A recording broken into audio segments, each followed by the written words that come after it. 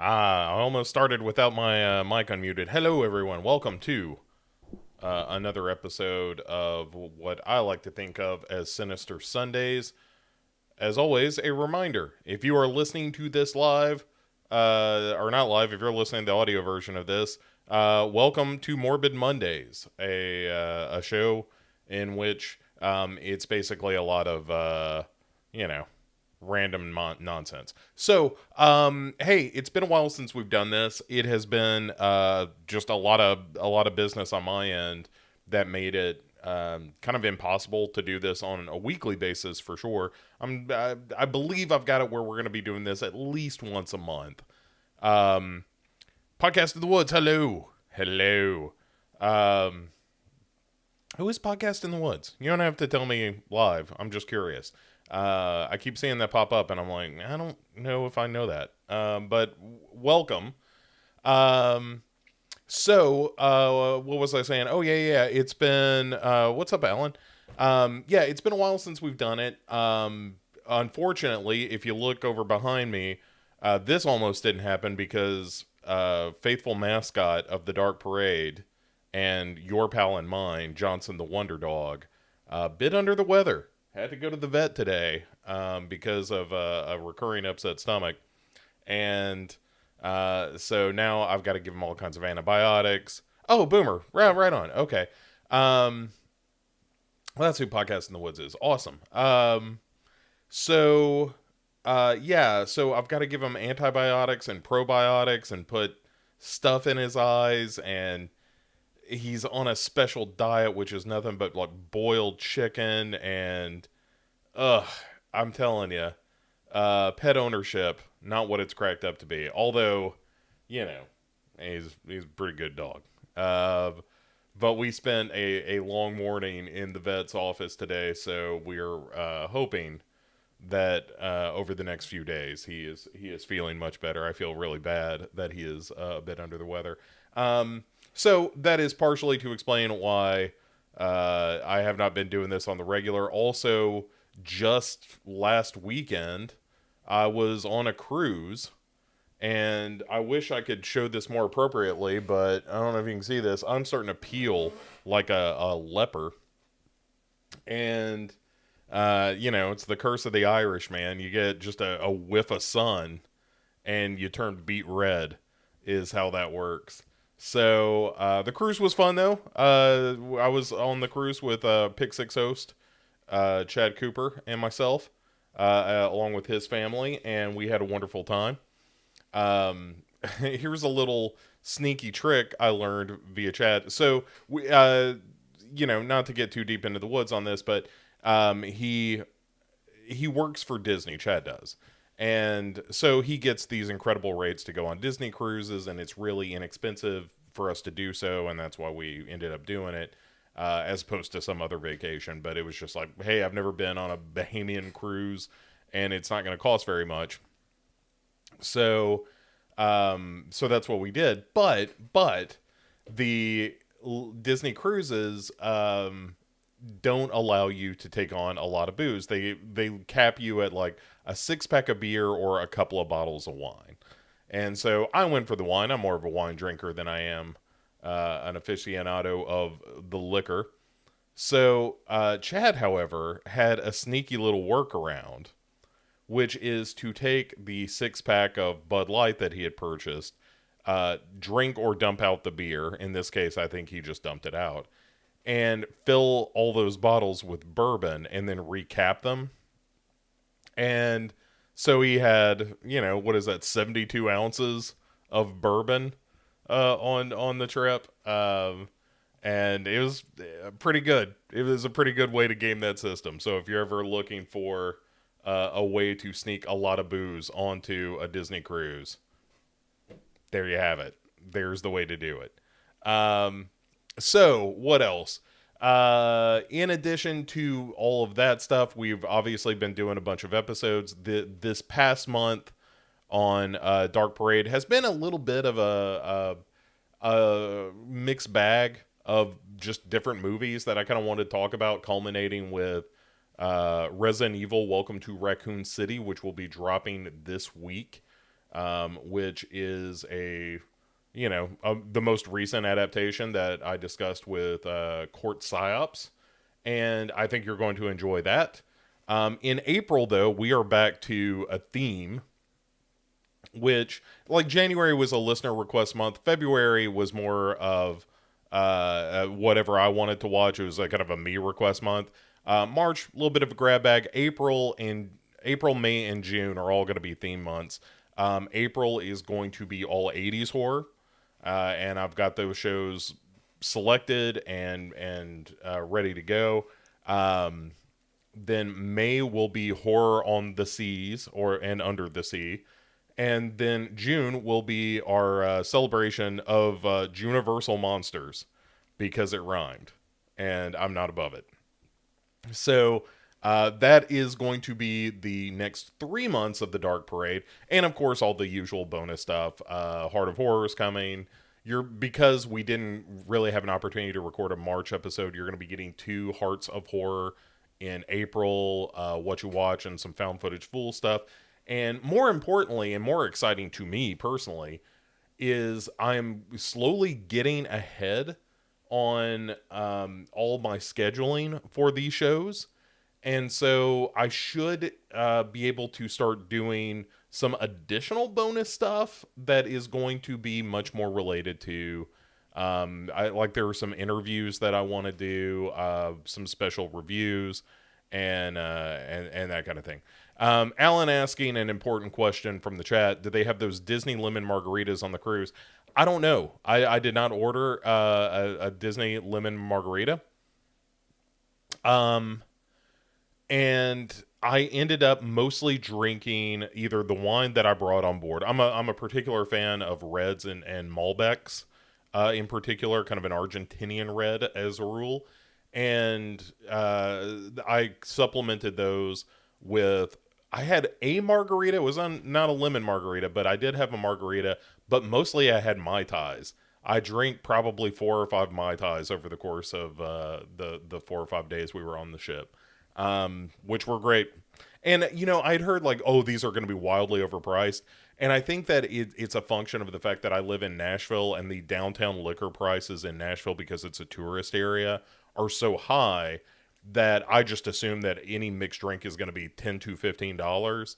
And on the ship, like, the Mai Tais were, $8, which is probably a little high, but not crazy.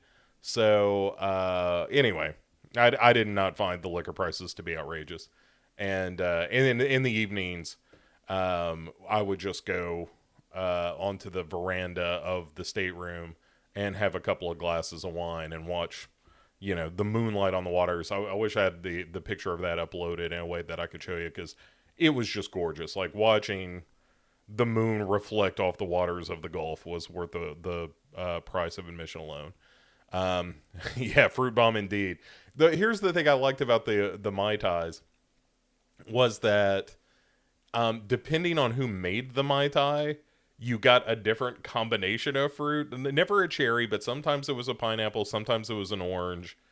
I preferred the orange, I think, but it was good. And I don't like, that is not my typical drink of choice, but there was something about reading a book on the deck of this ocean liner drinking a Mai Tai that just felt like something that ought to have been done. And yeah, Boomer's saying that he's a whiskey person his own self, I think is the proper grammar for that. Yeah, I agree. Like, I'm much more like a Scotch person as a rule, but when you're on a boat, you drink a boat drink. Boomer also asking about the horror Under the Waves and On the Waves series. Have I seen Sea Fever? I have seen Sea Fever. That is not one of the films we're going to discuss, at least not this time around. I like Sea Fever. I don't think it's fantastic, but I thought it was good. It was one of those things where it's like, this is clearly a limited budget kind of film, and what they do with that budget is pretty impressive. So, I like it. Alan saying he's gearing up for Tiki Drink Summer. I'm here's the new thing I'm gonna do is in a couple of weeks, Nashville, which I'm right next door to. I kind of live in a bedroom community near Nashville, and you may or may not know that Nashville is the home of the Goo Goo Cluster candy, and so um, my lady friend is has booked us a bit of an adventure where we are going to go drink wine and make Goo Goo Clusters, and I'm very excited about this. Both because there are going to be delicious chocolatey treats that we are going to make ourselves, but also because it's wine, and I like a good glass of wine. So that's more on that later. We'll report back on that. But yeah, so it's been kind of an adventure of late. There has been a lot of business afoot, both on the Dark Parade stuff and just personally just work and travel and all the stuff that happens when you're a human being that has to live and function in this society. But enough of that business. Let's talk about some recent watches of mine. That is something that I don't have. Like, there's not a great place for me to talk about just new releases that I've been watching. And so as I'm thinking about, like, I'm constantly thinking about how do we make, not just Sinister Sunday, but like how do I make all the stuff that I want to talk about kind of fit into the Dark Parade stuff. And so I think Sinister Sunday is going to be like the What You're Watching with Jamie and Bo is partially this, but this is a more conversation we're going to have about these movies. So if you saw the thumbnail for this video or got here before the video started, you saw a still from a movie called The Spine of Night, which recently dropped on Shudder, and it's an animated fantasy slash cosmic horror kind of film, but it's very much in the vein of like the Ralph Bakshi Lord of the Rings or The Hobbit, that kind of stuff, that kind of animation style. Very traditional animation. I'm sure CGI is employed in places in that, but it's largely like a hand drawn kind of thing. Patton Oswalt does a voice. Actually, a pretty stacked voice cast, if I remember exactly. I know all the actors, not all, but a lot of the main actors were people I knew. Richard E. Grant plays one of the characters. Anyway, broad sweep of the movie is that it's a fantasy realm where this a character referred to as a swamp witch, as voiced by Lucy Lawless of Xena Warrior Princess fame. Anyway, she is sort of journeying to the top of this peak where an undead warrior guards this blue flower. And she basically comes to him to tell him this story of like, hey, these blue flowers kind of got out. Uh-oh. You can get a little Tully action here. Come here, buddy. There's right there, a little bit of Tully the Wonder Cat. But yeah, so this blue flower that has this sort of these magical powers, and if you get exposed to it, it can in some cases like create sort of just this evil urge inside you. It's kind of a corruptive power and whatnot, and it's her kind of climbing to this peak to be like, hey, these blue flowers got loose down below and caused some really serious problems. And yeah, and but anyway, it's kind of an anthology because there's a lot of stories. There's sort of the story of the Swamp Witch, and then there's the story of this sort of order of mystics and researchers, and then there's another story that is sort of like, here's the origin of these blue flowers, and then there's another story that is like, here's the siege of this city, and the wraparound story being the Lucy Lawless character talking to this undead warrior, not unlike something you would see in that third Indiana Jones Last Crusade film of, this, the guardian of this flower and whatnot. And it's, hit and miss. Some of the stories are more compelling than others. Some of them are really good. There's a couple little mini stories baked in, that are, interesting, I would say, if not necessarily compelling. And overall, though, I thought it was really good. It's fun to see that hand drawn animation being employed again. Like, it doesn't have the polish of like a Disney film or a Pixar film, and that's kind of one and the same these days, I suppose. But it's really fun, and it's incredibly violent, and there's, a lot of nudity in turn. Well, I mean, it's animated, it's just drawn nudity, but there is some nudity in it. And, it's just a grown up fantasy story. And I kind of like that. There's not a lot, not since, geez, maybe the original Conan is the last one I can think of that, as far as this is a well done, serious minded kind of fantasy story that is geared purely for adults. And it invokes, even though it doesn't have the soundtrack, but it invokes a lot of, um, the vibe of something like a heavy metal, as far as just being like, this is animation intended for adults. And we're just using this to, kind of do whatever the hell we want in this world where the animation kind of takes the place of expensive special effects and so forth. So I really enjoyed it. I thought The Spine of Night was good. Like I said, I did there some of the stories I was less into, but it nonetheless, I was kind of into it the whole time, and I liked what the movie was going for. As much as I did the execution of it, that I just wanted to support a movie that was about this kind of topic. And yeah, so I highly recommend it. If you've got Shudder, by all means, you should check out The Spine of Night. It's a fun movie. Put the kiddies away. You're not going to want to answer the questions that they have about, like, what is that hair between her legs and stuff like that. So in further movie roundup, before we leave that, Boomer did say this sounds kind of like Love, Death, and Robots, which I have not seen, but I would kind of argue this is probably a little less polished than even that, because some of the stuff I saw from that was like very like clean and stark CGI, and this is all very hand drawn. Okay, so back to movie number 2, which is Fresh on Hulu. You might say to yourself, is it fresh? Fresh. Is it exciting?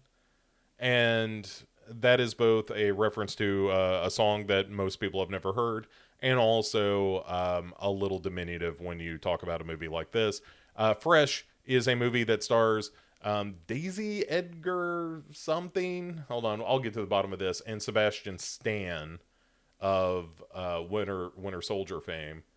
And what I really liked about the movie Fresh is it doesn't really reveal itself. Daisy Edgar Jones is the actor's name. It doesn't really reveal what the movie is about. So I'm not going to talk about the plot, other than to say the performances of Daisy Edgar Jones and Sebastian Stan are very, very good. Once the movie reveals what it's about, you really kind of dive into a deep end of like, oh, this is a really interesting premise, and this was recommended to me by our Heart of Horror co-host Kate Pollock, and she told me what I'm telling you, which is know as little as possible about this movie as you can going into it, and then just let it reveal itself. And that's what I did. That's what I'm going to suggest that you do. It is very fun. It reminded me a little bit of Get Out to an extent. It's not, certainly not dealing with that kind of racial stuff, because, the two main characters are white folk. But it has a little bit of that, like, okay, so what's going on here now? Like, I know there's something going on, but I'm not sure what that something is just yet. And once you realize what's happening, it's quite fun. But it's very funny. Both of Daisy Edgar Jones and Sebastian Stan are really charming in it, and he's having a hell of a year between Fresh and that Pam and Tommy miniseries on Hulu. I'm into it. I think he has become an actor that I really am interested in. Directed by a woman named Mimi Cave, who I think this is her first feature, and boy, I mean it's a really solid out of the gate kind of feature. And again, I say this all the time on this show. I'm excited to hear female and alternate voices in horror other than just the standard, kind of white dude conversations that we have about horror movies. So Mimi Cave, I hope that she is into doing more horror movies because she's a very good director, and it's a lot of fun. And Jason saying, I'm aesthetically bothered that some of the posters make the logo look like Firmsh. I don't disagree with that, but yeah. It's still, if you can look past the poster design, I think you're going to have a good time with this. And Boomer, we're going to get to your watches. I've seen 2 of those 3. I've not seen X yet, which I will before too long. Like I said, had a sick dog, couldn't really leave him alone over the weekend to go off to the theater because I was afraid that he would make a little bit of a mess while I was gone. I like being around to head that off at the pass if I can. Anyway, Alan also asking the important question: what is that hair between her legs? In reference to the spine of night. Of course, the answer is that is not hair; it is a fungus. Okay, so. Fresh is good. Spine of the Night is good. One of those is on Hulu. The other is on Shudder. To your point, Boomer. Okay, so haven't seen X yet. Looking forward to that. Malignant we've talked about here on this very show, and my opinion of that has not changed, which is I love everything about that movie once you're in the holding cell at the end of the movie. Still have my problems with the lead up to that, although, it's stylish and it's one of my favorite James Wan films, which is a low bar because I'm not a big James Wan fan. But I thought Malignant is fine. I wish it was more of the end of that movie and less the lead up to that movie. May, on the other hand, which of course is a Lucky McKee film, and I'm quite firmly rooted in the Lucky McKee camp. I think he is a terrific director. And May is one of the best, like, Frankenstein adaptations, like modern Frankenstein stories that you're likely to see. Angela Bettis, I think, is the name of the actress. At any rate, she's terrific in that. The male lead, whose name I am blanking on, but was in Dead and Breakfast as well, and I thought that was a terrific movie. There it is. What is his name? Jeremy Sisto. Yes. Who was on 6 Feet Under for a bit, if memory serves. And I think he was in Dead and Breakfast. If you haven't seen Dead and Breakfast, by the way, let me tell you how good. He was in Dead and Breakfast in 2004. That movie's almost 20 years old now. We'll have to do a special retrospective on that. Dead and Breakfast. This is slightly off topic from the conversation about May. But Dead and Breakfast is a great zombie / musical / comedy. And if you haven't seen it, it's a delight. It's one of those really rare finds that I stumbled across, and I don't know a ton of people who have seen it, but everyone I know who has seen it has enjoyed it. Um, Boomer saying, let's see, stayed away from spoilers, and yeah, kind of agreeing with me to some extent about Malignant. That the first 50 minutes, it's a lot of like, so what's going on here? And then when you get the revelation, the what's going on here part of it, I think was a little too long. And by the time you do get to the like, oh my god, here's the schlocky reality of the story, I like that's the point where I was like, this should have been the whole movie. Why was this not the reveal in the end of Act One? Um, Jason saying he was watching a Lifetime movie a few weeks ago and was caught off guard when he saw Lucky McKee directed it. You know, whatever gets these people the money to do their indie weird stuff, I'm on board for. Um, Alan also calling out Oz Perkins as being I assume we're talking about just like really good indie directors. Yes. Or was Oz Perkins in Dead and Breakfast? Hold on. Is that what I'm hearing? Because if that is the case, that could be true. Because now that I'm thinking about it, I'm like, there's an actor in Dead and Breakfast that could very well be our guy. Hold on. Sure enough, Oz Perkins. Yeah, yes, you're right. Oh my god, I'd totally forgotten that he is in that. Oh man, that just makes the movie all the better. Jeffrey Dean Morgan is in that movie, but way before he was anybody. Wow, I need to go back. Yeah, all right, let's just put a pin in Dead and Breakfast. That is going to be something that happens before too terribly long. That's probably going to be, maybe in July we'll get to like a travel themed month, and Dead and Breakfast will be part of that. That's fantastic. Oh my goodness. The fact that Oz Perkins is in Dead and Breakfast makes me so happy now. It's a good movie. It's a really good movie. For a long time, one of the sort of interstitial songs, because there's almost a Greek chorus of this, country band singing about the events of the movie, and I used to have a couple of those songs on various playlists, which are very fun. Anyway, so glad this came up. Dead and Breakfast is wonderful.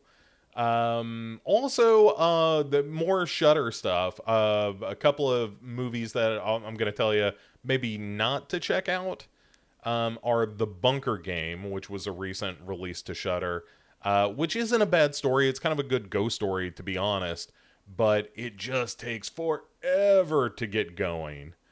And that was a real bummer. I just wanted that movie to go ahead and get started. And by the time it really starts, it's over. So The Bunker Game is interesting, not really well executed. What it would make me like that, if it were a 30-minute short film, it would be great. But the fact that it's like an hour and a half of feature, not so good. Also, not so good is The Seed, which kind of got a fair amount of buzz when it was releasing to Shudder. Or maybe it didn't. Maybe it's just because I'm, in watching the horror community on Twitter and Facebook and so forth, and it seemed like a lot of people were talking about The Seed. This is something that Jason will tell you I compared to a movie called The Item, which anytime you're being compared to the movie The Item, you have fucked up. And The Seed reminded me a little too much of that, but I almost think, in the grand scheme of things, will I remember The Seed a year from now? Probably not. Will I remember The Item? Always. Always I will remember the movie The Item. Yeah, so Boomer saying that he listened in on the conversation I had with Jamie about that movie. Yeah, it just feels like it's a wasted opportunity. There's some interesting stuff at work there, but a bit of a bummer. And as far as just the here are the things that I've been watching that I haven't really been talking about in other spaces too much. The other one I would recommend, another Shudder recommendation is the movie Livid, which is the movies from. Let me see if I can get their names right. It is Alexander Bustillo and Houdin Maury, French directors. And this is another one, much like Fresh. Like, I'm not going to tell you much more about it, other than you should watch it. It's super weird. The description of the movie, and I think I might have told Jamie this as well, but I know I talked to Duncan about it too. That the description of the movie is, hey, these three ne'er-do-wells break into this woman's house, and they're on the hunt for buried treasure, and there's supernatural stuff afoot. And somebody on the Discord, I think it was Lori on the Discord, had said, like, well, I feel like I've seen the movie just based on that description. And when I went into it, that's kind of what I was thinking too, is like, oh, I feel like I know what this movie is going to be. And then I totally did not. That movie zigs and zags all over the place. That movie is bonkers in a really good way. Like, I think I told Duncan this. I don't know what the point of Livid is, but I know that I really liked watching Livid. So I recommend that one. It's a very strange movie, but I like it. I really like it. Let's see. So Boomer also saying it is weird how many people like The Seed. Yeah, it feels to me like that people like the premise of The Seed, and the execution of that movie I just don't think is very good. I like the fact that you're kind of dealing with somewhat unlikable characters, but that only gets you so far. And then Boomer says, although I like Texas Chainsaw Massacre and everyone hates that. Oh, you're talking about the new one? Yeah, I did not care for the new one very much. I talked with Jamie about that some, I believe, but yeah, that feels like it's almost about something, but it's superficially, like very superficial social commentary. Okay, so while we're talking about movies, though, let me just point out, I know that Jason jumped on this. There is a streaming group watch service called Stream Lounge. And we've done stuff before with Cast, and this feels like the evolution of that. And so the idea behind Stream Lounge is you can, kind of group watch a movie and pause it and that kind of thing. But the thing that makes it less of a gray area in terms of the legality of it is that everyone has to have a subscription to the service that you're watching the movie on, and then Stream Lounge does the control of, like, if I'm hosting it, then I host the movie and everybody is, watching it at the same time. And there's some integration as far as being able to do the camera and microphone that Cast was like real difficult with. And anyway, so we tested it out Friday night with the most recent episode of Slasher, season 4, episode 5, which is going to be so much fun to talk about. Not a good episode, but then again, none of them really are. But it's going to be a lot of fun to talk to Duncan about that one, and I'm excited. So, but we watched that, and I thought it went off pretty well. Like, Jason can correct me, but we'll see. But I expect probably tomorrow. So, watch Twitter and Facebook for Dark Parade, and maybe tomorrow we'll be doing another movie, but like an actual movie and not just an episode of Slasher. So anyway, I really enjoyed it. I thought it was a good service, and I'm gonna look for something on Netflix or Shudder. Right now, there are only so many streaming services that they offer, like HBO, Disney, Shudder. No Hulu, otherwise we would do a viewing of Fresh, and I'm forgetting something major. HBO, Disney Plus, Netflix, Shudder. Those four for sure, and a couple of others, but those are the big ones. Um, at any rate, let's see. Jason saying he wasn't feeling great, so watched a movie called The Special, which was somewhat related to The Seed. Because gooey body hoarder is apparently what he does when he's not feeling good. I haven't seen The Special, I don't think. I'll have to look that one up.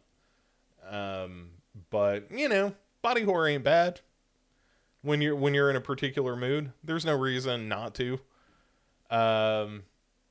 So anyway, but yeah, Stream Lounge is a free service. You sign up for it. Just throw them your email address and whatnot. That's kind of your cost of admission, and then you log into the services through the app, and then you can watch and host movies through that. So at any rate, I'm gonna do some more of that. I thought that would be cool. Yes, that's right. It's a watch party over on Stream Lounge. Like I said, just kind of keep an eye out on Twitter and the Facebook group for Dark Parade tomorrow, and I'll look for a movie that would be fun to kind of goof on. They're promising to be access, and once that happens, then all bets are off, and then we're just gonna start watching a bunch of found footage nonsense. Rayman, what's going on, man? Nice to see you. Jason saying he's going to talk about The Special on an upcoming podcast episode, if he can manage not to get lazy. So very good, very good. All right, let's talk about a couple of news stories before we wrap things up.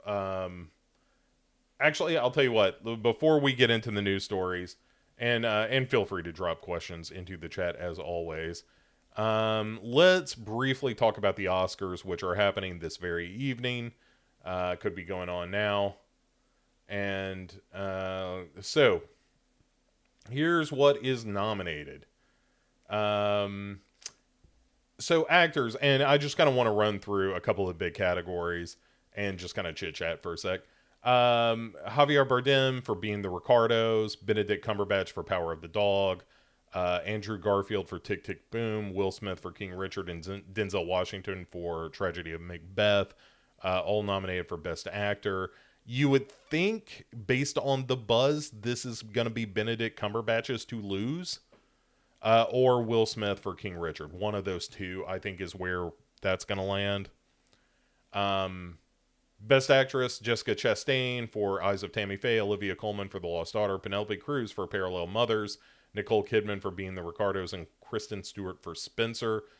Based on what I have heard, that is going to be Jessica Chastain for Eyes of Tammy Faye. So that's actor, that's actress. Let's do director and picture, and then we can chit chat about whatever you want Oscar related. Best director, P.T. Anderson for Licorice Pizza, Kenneth Branagh for Belfast, Jane Campion for Power of the Dog, Ryusuke Hamaguchi for Drive My Car, and Steven Spielberg for West Side Story. I don't really have a read on this one. It feels like maybe Jane Campion for Power of the Dog or Steven Spielberg for West Side Story, even though that movie was kind of a bomb. Everything I've heard about the direction of that movie was substantial, and it might be time to kind of nod at Spielberg once more.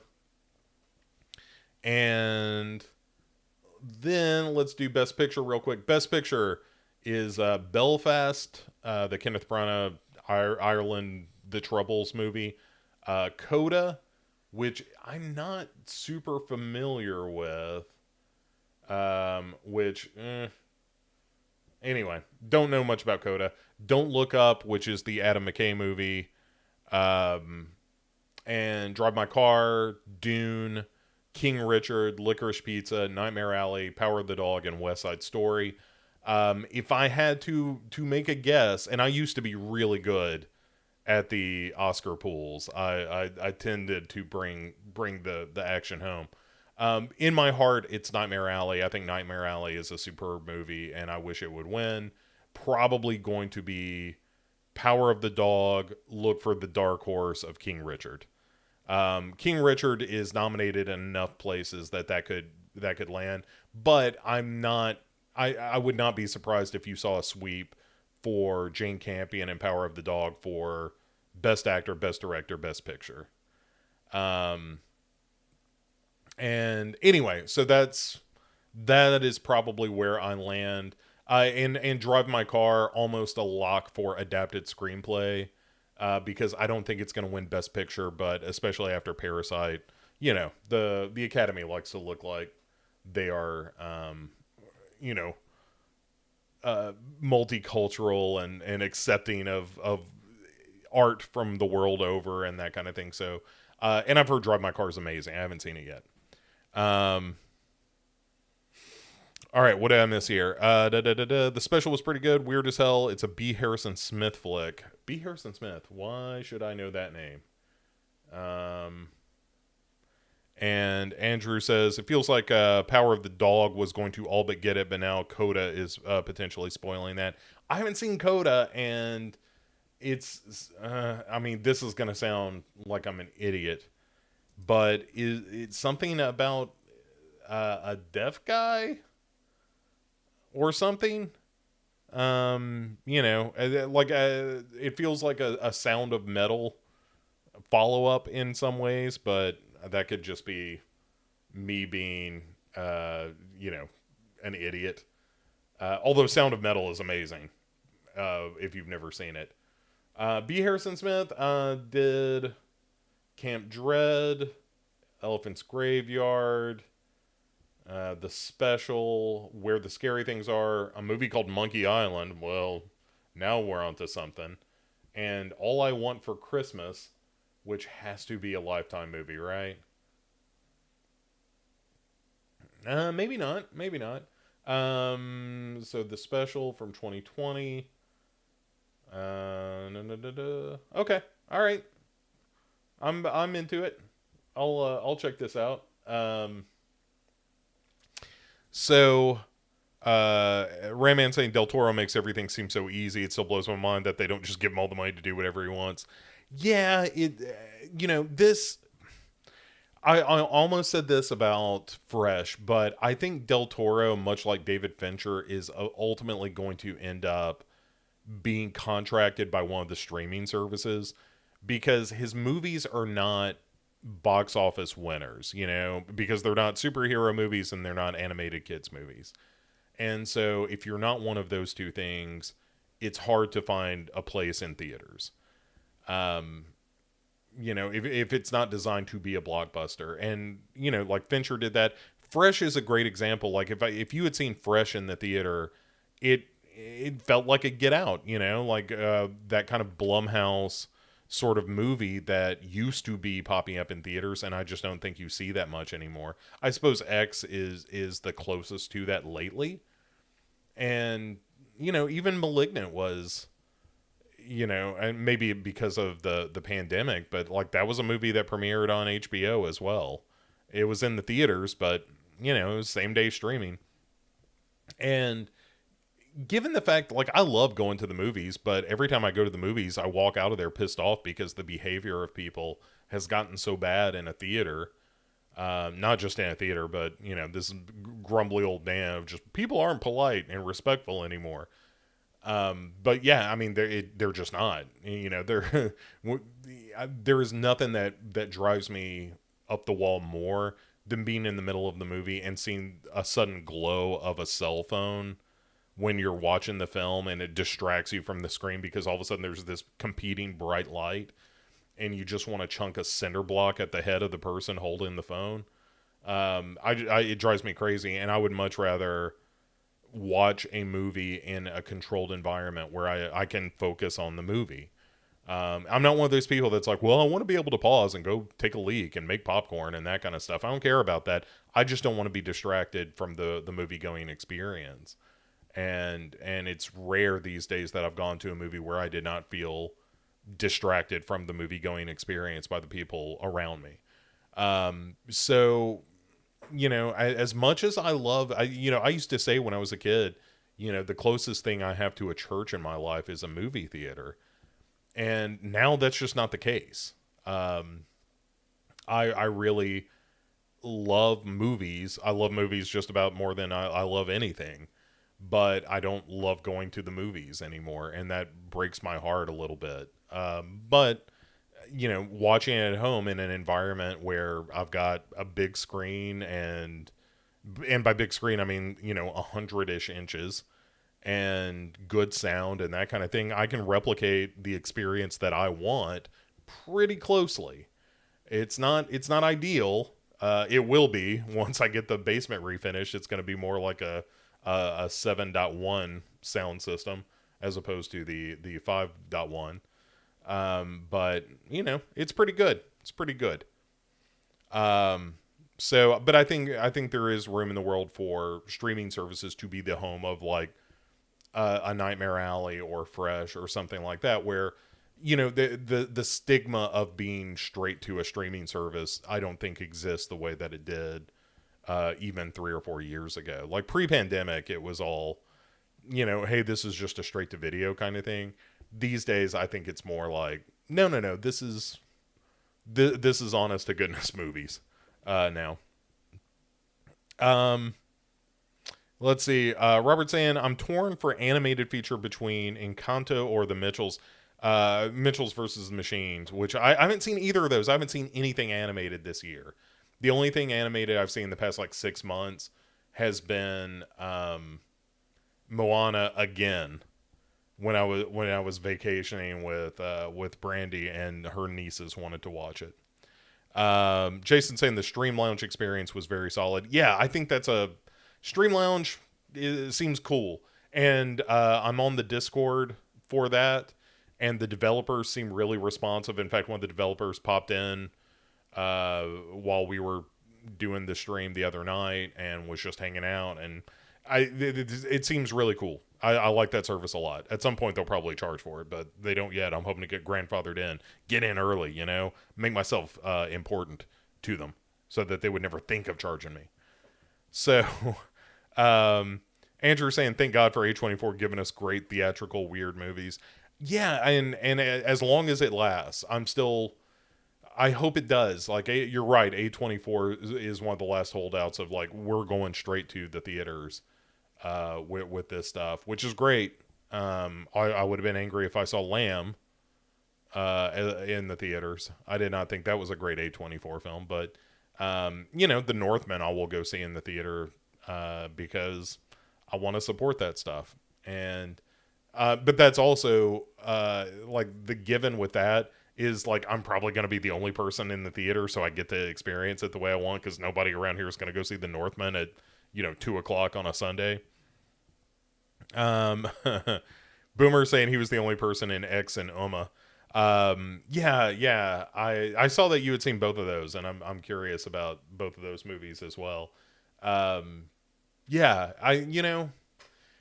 but it's kind of sad that that's what it's come to is like, oh, I hope when I go to this movie that it's not filled with people, because at one time the great joy was like, oh, you get to see this with a movie and kind of experience all of this together. And, when I go see that last Spider-Man movie, I don't really care, if people are going to be whooping it up and whatnot. Like, it's a big circus of a movie, so I'm fine with that. But if it's something I really care about, more than just superficially, like I like those Marvel movies, but I'll be the first to admit that they're not, substantive movies. They're not art. I agree with, what Scorsese said to some degree that like, these are movies and they're a good time, but they're not art. Not in the way that like The Lighthouse is a work of art. So, yeah, it's fun. And Andrew says, chances are, unless it's a Marvel movie, the theater isn't going to be that filled up anyways. You're right. Jason saying, Stream Launch doesn't quite meet my needs for sharing movies, but I'm definitely down for watching. Yeah, if you're trying to share something from your library that's really weird, it's not going to meet that standard. But yeah, for the kind of thing that I'm interested in doing, which is like, just as a community, let's get together and watch this movie that is either good or weird or stupid, or just something that would be a good time for us to all get together and kind of watch and goof on.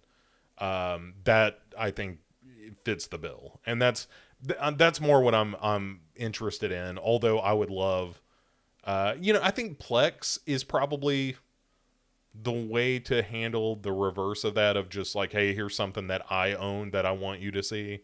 But I'm not sure. Andrew saying, I hope people go see The Northman so Eggers will continue to make the movies he wants. 100%. Robert Eggers is a guy that you just need to leave alone and let him reemerge every 5 years or so with whatever weird shit he has come up with.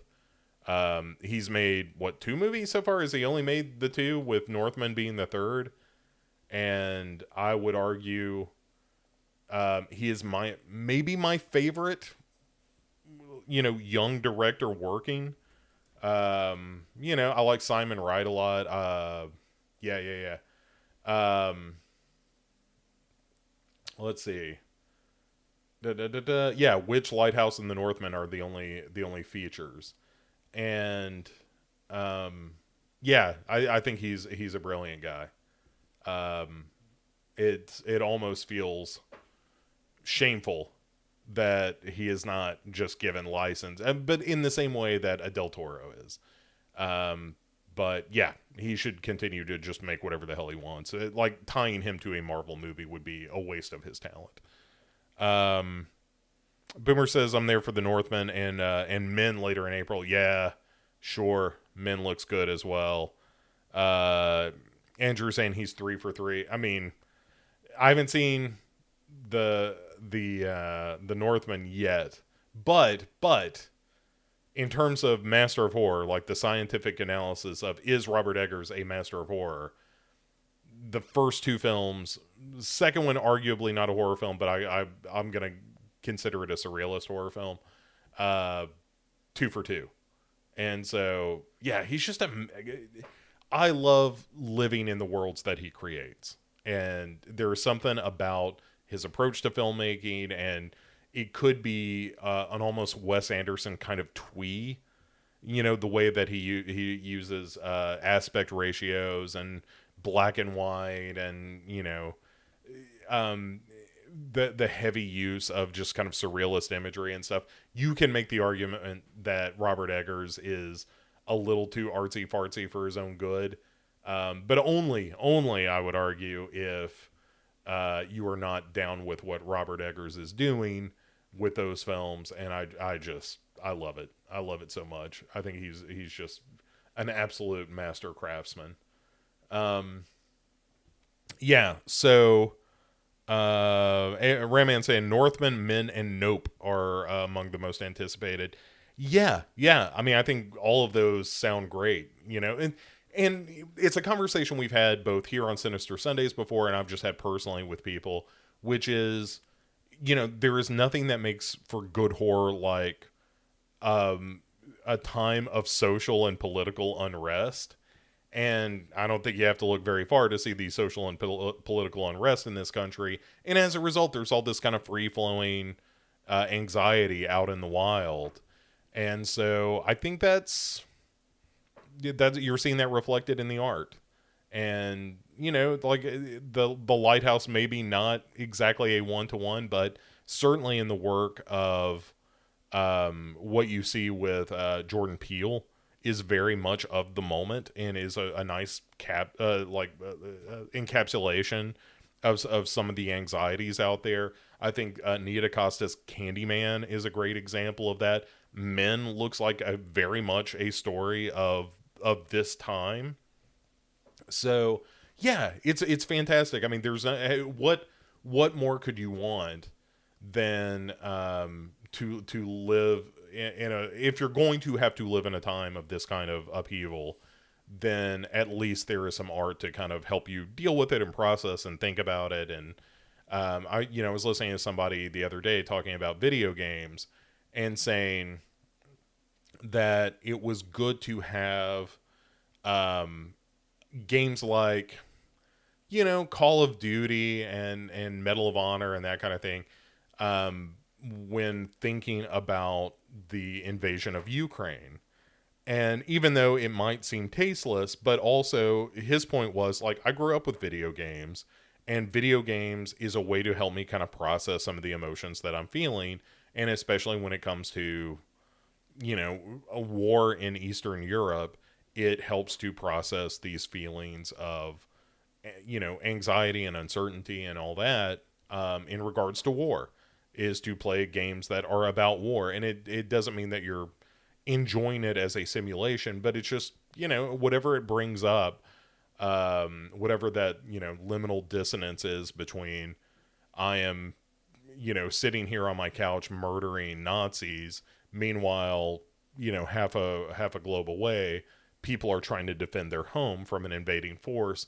That there's something about the process of that dissonance that helps you think about it, and give shape to your thoughts. And like I've recently been reading Men, Women, and Chainsaws, and which is, if you are not familiar with it, it is a book that's about 20 years old now, but no, older than that, maybe 30 years old.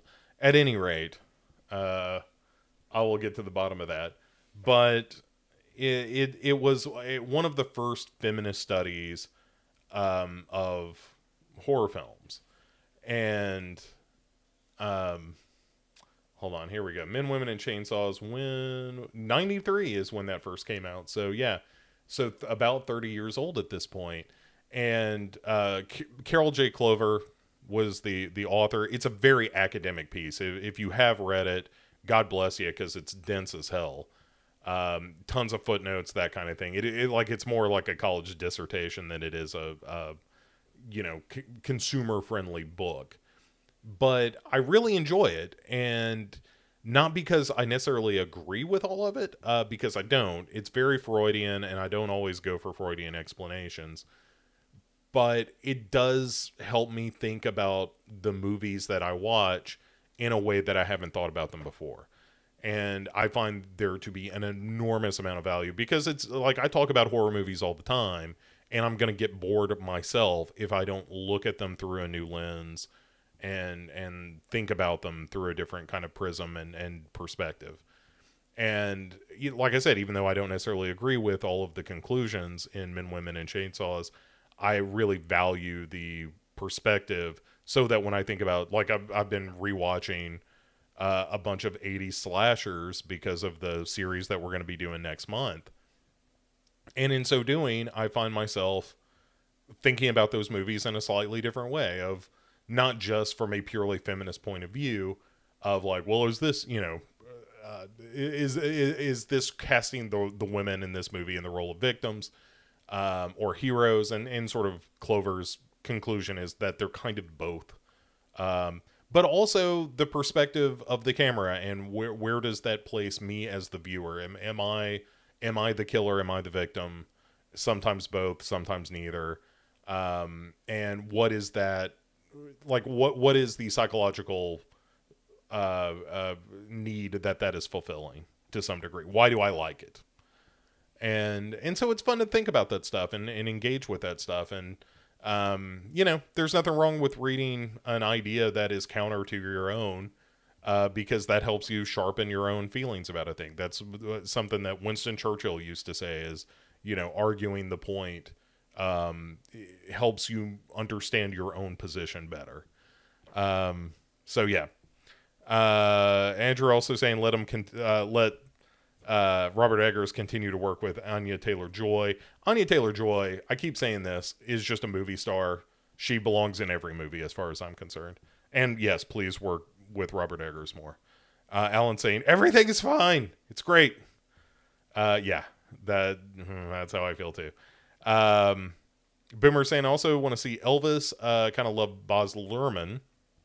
Yeah. And yeah, I'm not the biggest Baz Luhrmann fan, but I'm interested in it. I wonder how that movie is going to do. It's interesting to hear you say that you're looking forward to it, because one of the things I wondered when I saw the trailer is like, does anyone really give a shit about Elvis anymore? Maybe. I don't know that that's true, but we'll see. Boomer asking, dumb question, is it on Audible? Just drive a lot, so that helps me keep up with books. In reference to Men, Women, and Chainsaws, it is on Audible. I have not listened. The problem with I got it on Kindle, and the problem with it is it's a scan of the book. It's not, like it's a scan of the pages.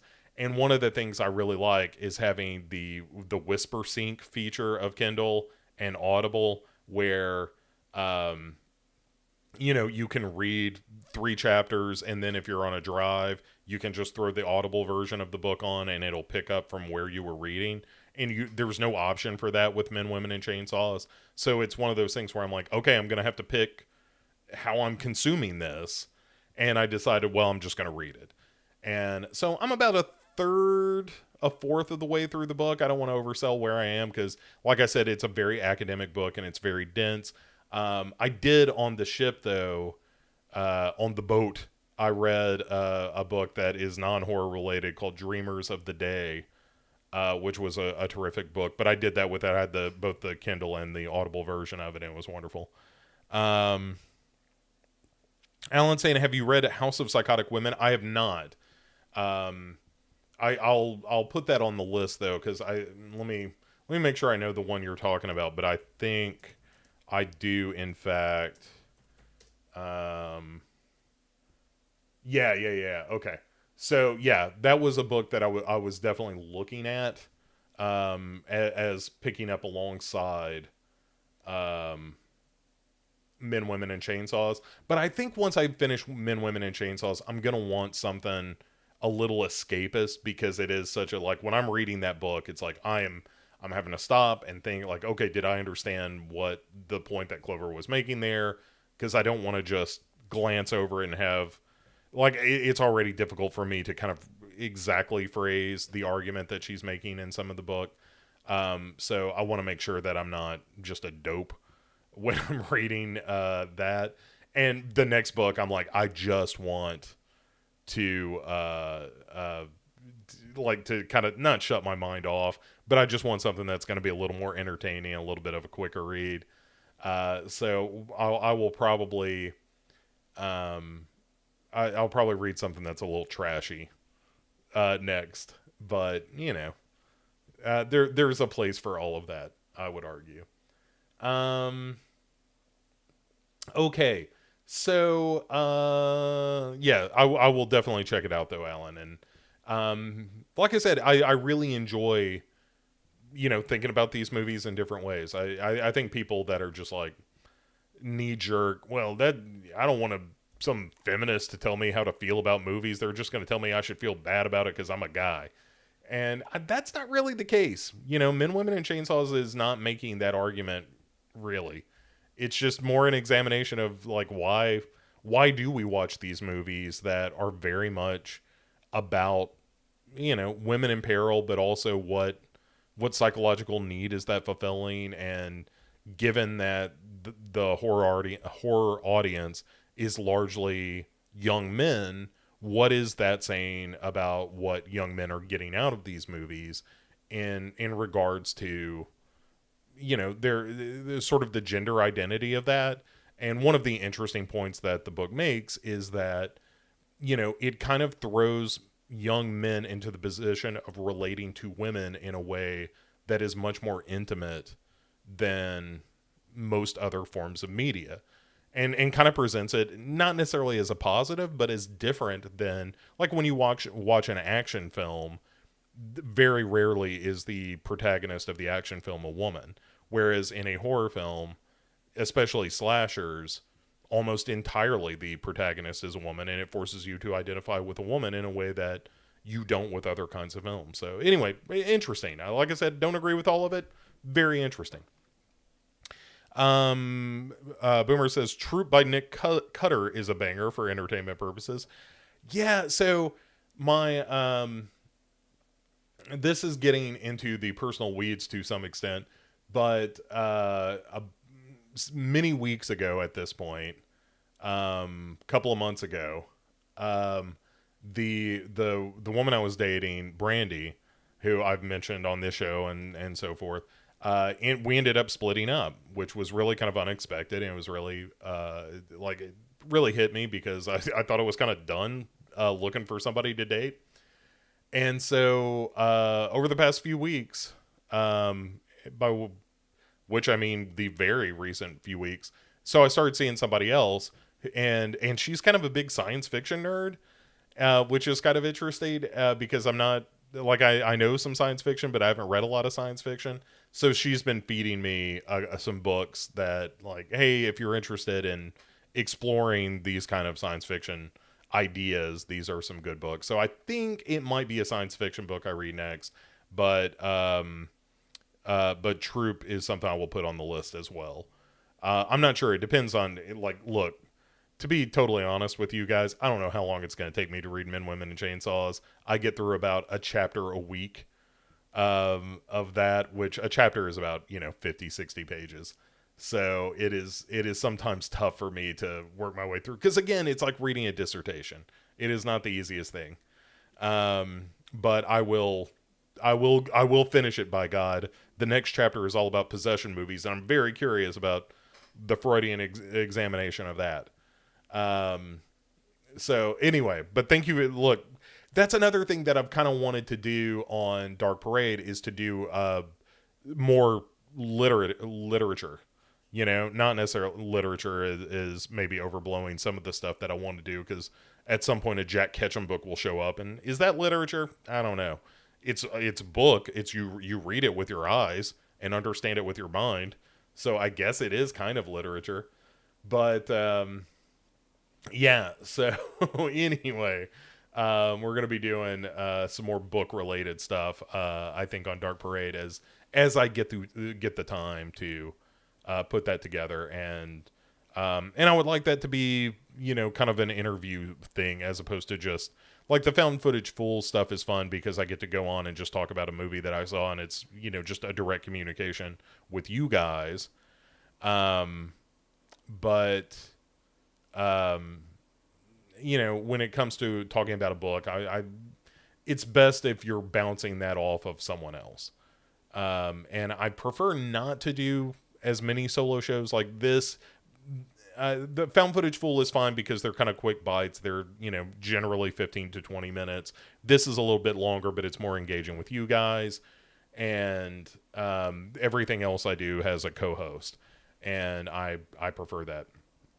So I want to do a book thing, but I also don't want to do it solo. Boomer saying, sorry to hear about that, but happy you're bouncing back. Yeah, man, that's the thing is, you have to take your time, lick your wounds, but also, it doesn't pay to linger for too long on the dark stuff. It was definitely a bummer. Breaking up with Brandy was neither my idea nor was it expected. And it was a real disappointment. And, I took a few weeks there where that's what I did. I just kind of licked my wounds and I thought about it.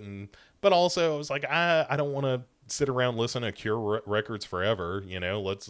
Let's go on a couple of dates. And as it happened, I was not looking to jump into another relationship right away. I was really just looking to have a few dates and just, get back in the saddle. But the lady I have gone on a couple of dates with and I have gotten along. So, we'll see how it goes. It's shit you can't control. And so you just enjoy it in the moment is my philosophy. The Chuck Tingle cast. Good Lord. That's like the Grady Hendrix cast. Excuse me. Grady Hendrix is, I try to read the Final Girls support group. Ugh, man, what a slog. That is not a great book. Even as someone that enjoys some schlocky stuff, Grady Hendrix has that kind of, what's the guy who did Happy Death Day? Chris Landon, is that right? The writer director of Happy Death Day. Christopher Landon. Where it's just like, I'm going to take this kind of film, give it a little bit of a spin where it's just in a modern context and using, let's take slasher movies and now we've got a support group for all the final girls. Or like the Southern Lady's Guide to Vampire Killing of like, let's take vampires, but here's a group of older women who have to deal with it, or it it's nice as a single trick. It is much tougher if that's all you're doing every time out when you go to bat with your next project. And you know then again, they're both able to pursue their artistic passions, and are able to do it without like holding down a job at the Home Depot. So God bless them. They're doing something right that I ain't doing. Um, Boomer saying, uh, I always linger. That's why I write so many metaphorical horror short stories when you talk about um, personal tragedy. Yeah, man, I think it's a function of age as well. Just the older you get, you're like, I just can't do this forever. I can't. I mean, there's no point in feeling bad any longer than I have to. Sometimes you can't help it, but also at a certain point, just like this is not. It's not how I want to live. I'm a reasonably happy guy, and I would like to remain that way. And torturing yourself, like the world is going to kick you in the balls enough. You don't have to kick yourself in the balls to help it out. Travis asking, did I finish Judgment? I have not. I'll tell you the game I've been hooked on, guys. Is I have been watching, or not watching, but I've been playing Vampire Survivors a ton, which is a Steam game. I think it's like $3 or $4, and the whole game is that you don't shoot anything, and it's a bunch of monsters attacking you in waves, and you are constantly spewing out these attacks, and as you kill monsters you pick up these orbs, and those orbs are used to buy upgrades to the shit that you are spewing out of yourself to kill those things. And it is this loop of I'm getting better shit to kill these things, and more of these things are showing up to drop orbs to give me better shit to kill these things. And I mean, it's very much like a roguelite in that you're making these runs, and eventually the waves will get so big that you just can't survive them. And I love it. It's so good. You can upgrade your stats in between runs and blah, blah, blah. I'm hooked on it. It has been a real something. I'm at some point I'm probably going to do a stream of it just because I'm not particularly good at it, but it also doesn't require that much skill, which is also kind of where I live in terms of gaming. So yeah, Vampire Survivors is what I've been playing lately. Judgment, I will get back to at some point. I got 15-20 hours into it and was just like, okay, maybe it's because it's not quite as ridiculous as Yakuza Like a Dragon, that I'm into it. It's fun, but I'm not as into it because it's not quite as crazy as I want it to be. But I'll get back to it. I've been playing a little bit of Tunic as well, which is fun. I'm not big on those kind of Zelda alikes, but it's really well done. It's an interesting game. Jason saying Southern Gothic with actual Gothic feels like there should be something there. Yeah. I mean, combine this with this other thing and it'll be popular. There's room for that. Alan says Grady Hendrix is married to one of my favorite chefs. Cool. I'm when you say that, the first thing I thought of was just how much I miss the food that was on the boat when I was on that cruise. My God, I ate so well. It was so good. Like, in fairness, I have been religiously exercising. I'm now like I've dropped more weight. I'm like I weigh less now than I did in the past 4 years. So I feel much better. But also, I miss having that delicious food to cram into my face on the boat. And I'm now like forced to like, all right, yeah, right. I gotta start working out every day again. God damn it, and not eat escargot and these pecan tarts. And oh my God, it was so good. Boomer saying we need a Bo philosophy book. I was a philosophy minor. But my philosophy is best summed up with like, life is short. Be as happy as you can. Spread that happiness around as best you can. That's really it. Hades would be a fun stream. I'm not that good at Hades. It would be. You're right. It would be a fun stream to watch somebody better at that game play it. I'm not very good. Like I'm not good at the that kind of Twitch, kind of boss fight at this point. Again, just an effect of getting a hold of. We'll do Vampire Survivors at some point, and I'll show that off because that's super fun. I might try to do some of that next weekend. I'm on call next weekend, so I'm kind of trapped around the house. I might do some of that. And Jason saying the Tao of Bo. Yeah, at some point I might put pen to paper on that. But honestly, when I'm writing these days, it is mostly either technical stuff that I write on the side, and I'm thinking of there have been a number of times I thought I should adapt some of the screenplays that I've done into a novel form. It would not be that difficult to do. Like, it's already plotted out, and it would be kind of fun to release it in those forms. I just don't know that, to quote the girl next door, if the juice would be worth the squeeze on that, because it would take a lot of time. I mean, it would take, a couple, 3 months to write it and get it edited in a shape that I would feel good about releasing it. And would it be financially worthwhile to spend that much time on that thing and just not get paid? Like, I could spend the same amount of time doing technical work and actually make money on it, Jason says he decided to give DC Universe Online a go 10 years late to the party. I've tinkered with that. I fell off of it. Every time that I've tried to dive into DC Universe Online, I've bounced off of it real hard. I'll get about level 5 or 10, and I'm like, this all feels so go here, kill 3 of these things.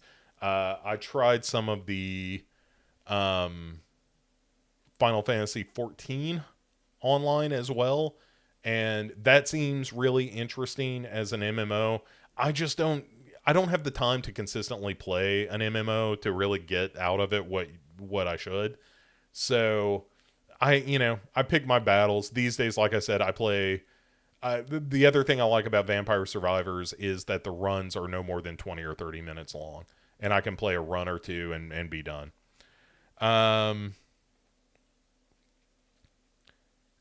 Since we're on YouTube, Boomer asks, have you heard about Stuckman's movie? Excited to see what he does. Give me some more information, Boomer. I am not familiar. I don't watch a lot of his stuff. I'm looking at his. Yeah, I know who we're talking about, but I have not heard what movie he is. Oh, wait. I did hear about this. Right. Yeah. So, yes, I will be excited to see what he does. I haven't watched a lot of his YouTube channel. Again, see above regarding just not having time to do that kind of shit as much as I would like to. But when I heard that he was getting, that he had kickstarted it, right, and got a huge response out of it, I thought that was really cool. I think Kickstarter is great. For every time it doesn't work out, there's something like this where, I saw on Twitter where he was like, dude, this is life changing. Like, I can make this movie now, and it's incredible. So yeah, I think that's great. Travis says he's still waiting for the Shotcast cookbook. Yeah, you and me both. I think that may ultimately become there's been a running gag about doing a cookbook called Hey Fat Ass that I might end up doing. Again, I wish I had time where I could just do nothing but indulge in all these little projects that I would like to, but turns out I gotta work for a living. Shelby Oaks is the name of that movie. Yeah, I think that's great. I'm glad. I'm curious to see what that movie looks like. I think it's fantastic. Okay. Well, I was going to do some news, but it also, we've been going for, almost an hour and a half at this point. So I think we're just going to wrap it up, and we'll just have to do this again sooner. So if I look at my handy dandy schedule, ladies and jelly spoons, it looks to me like the next time we will be doing this will be the 17th, which will be Easter. So I will try to come up with a handful of good zombie movie lists for the Easter broadcast. In the meantime, like I said, there's a bunch of stuff coming. This coming week, you're going to have Resident Evil with Court. You're going to get The Heart of Horror. You're going to get a new Pick 6 movies on The Rock. We're going to have, starting next week, you're going to get April Fool's Day. You're going to get a new found footage Fool. You're going to get some Happy Birthday to Me. You're going to get a What You Watching. Like all of that between now and when next we do this. So, pretty cool. Pretty cool. A lot of stuff coming. And I hope a lot more to come. A lot more interesting and different stuff. So, thanks for hanging out. Thank you guys so much for the questions and the interaction and all that stuff. I love it. Like I said, if you are not subscribed on Twitter, subscribed, following on Twitter at Dark Parade Pod. If you're not on Facebook, where you'll see the Dark Parade Facebook group, if you can, hit up one of those places, and I will be announcing like when we're going to do the next Stream Lounge thing. Like I said, probably going to be tomorrow, and I'll announce that sometime tomorrow during the day, and we'll probably do it around 6 o'clock, 7 o'clock Central Time, 7 o'clock, 8 o'clock Eastern, somewhere in that neighborhood, if I come up with a good movie. And that's it. Thanks so much for all the support you guys have given me with Dark Parade. It's been a blast. And yeah, we'll talk to you real soon. So goodbye, everybody. Goodbye.